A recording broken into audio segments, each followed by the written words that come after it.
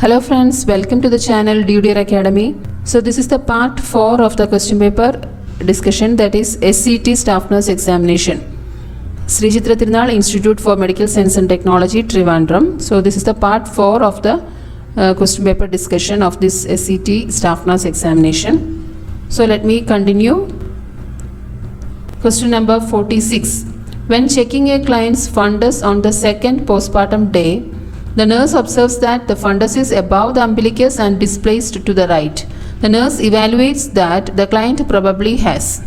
Options are a slow rate of involution, retained placental fragments, an over-distended bladder, overstretched uterine ligaments. So here the question is, when checking a client's fundus on second postpartum day, the nurse observes that the fundus is above the umbilicus and it is displaced to the right. So what does the nurse evaluate? So whether it is a slow rate of involution, then retained placental fragments, or whether it is due to over-distended bladder or overstretched uterine ligaments. So it can be due to the over-distended bladder. The nurse evaluates that the client is probably having over-distended bladder.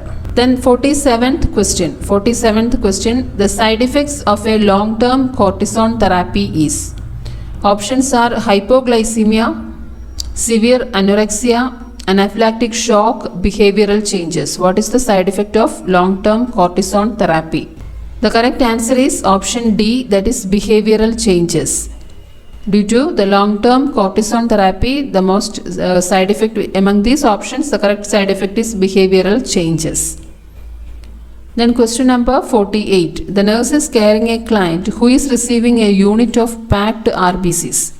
Which of the following findings leads the nurse to suspect a transfusion reaction caused by incompatible blood? So the nurse is caring a client who is receiving a unit of packed RBC. So among these findings, which is leading the nurse to suspect a transfusion reaction caused by incompatible blood? That is the question. Options are dyspnea, cyanosis, backache, bradycardia. Dyspnea, cyanosis, backache, bradycardia. So correct answer here is option C, that is backache. Then question number 49. What is the most serious complication of meningitis in young children?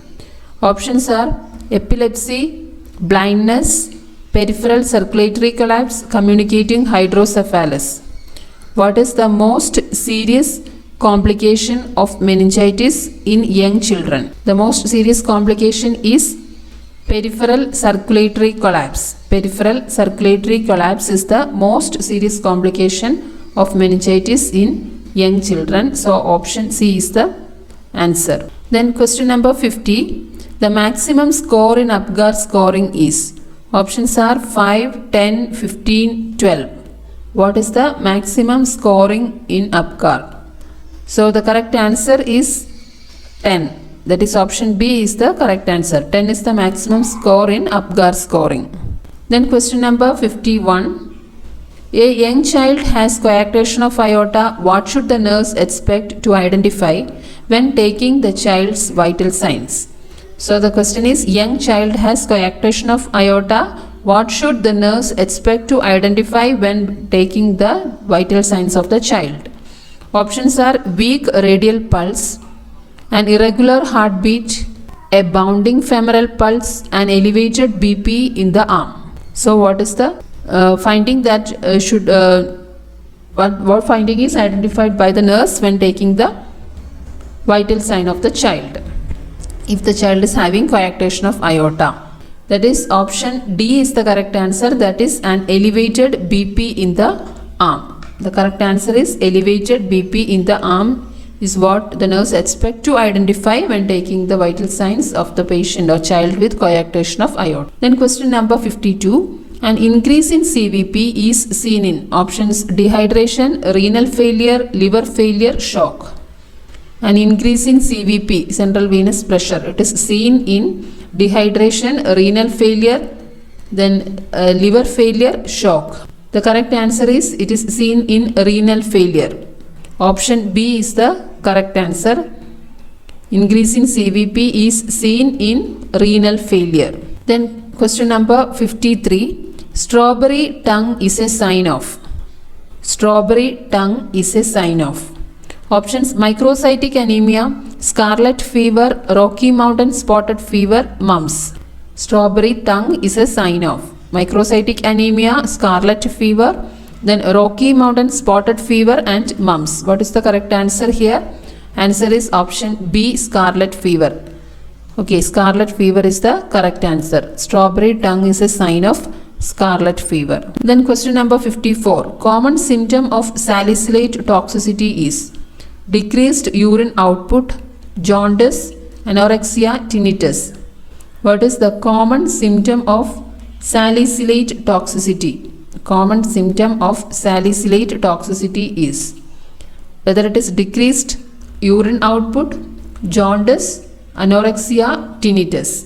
The correct answer is option D, tinnitus. Tinnitus is the common symptom of salicylate toxicity. Then question number 55. 3 weeks after transplant, a client develops leukopenia. The nurse understands that the leukopenia probably is caused by. Options are bacterial infection, high creatinine levels, rejection of the kidney, anti-rejection medication. The question is 3 weeks after transplant, the client develops leukopenia. So the nurse understands that the leukopenia is probably caused by whether it is due to bacterial infection, whether it is due to high creatinine levels or a rejection of the kidney or anti-rejection medication. So it is mainly caused due to anti-rejection medication. Leukopenia is mainly associated with this anti-rejection medication. Then question number 56. Which of the following symptoms is most commonly associated with left side heart failure? Which of the following symptoms is most commonly associated with left side heart failure? Options are crackles, arrhythmias, hepatic engorgement, hypotension. Crackles, arrhythmias, hepatic engorgement, hypotension. So among these symptoms, which is most commonly associated with left-sided heart failure? Correct answer is crackles. Crackles is the correct answer. Option A is the correct answer. Crackles is associated with left-sided heart failure. Then question number 57. When performing external chest compressions on an adult during CPR, the rescuer should depress the sternum. When performing external chest compressions on an adult during CPR, the rescuer should depress the sternum. Options 0.5 to 1 inch, 1 to 1.5 inch, 1.5 to 2 inches, 2 to 2.5 inches. So how much the rescuer should depress the sternum? The correct answer is option C, that is 1.5 to 2 inches.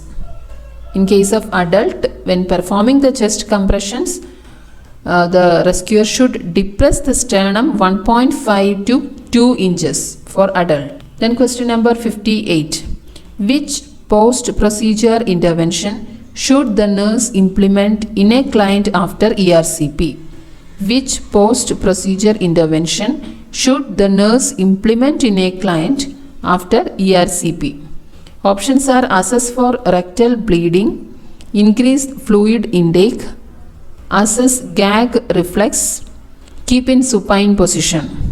Assess for rectal bleeding, increase fluid intake, assess gag reflex, keep in supine position. So which post-procedure intervention should the nurse implement in a client after ERCP? So the correct answer here is assess the gag reflex. That is important here. Assess gag reflex. Then question number 59. Which of the following problem has priority in a client diagnosed with acute pancreatitis? Which of the following problem has priority in a client diagnosed with acute pancreatitis?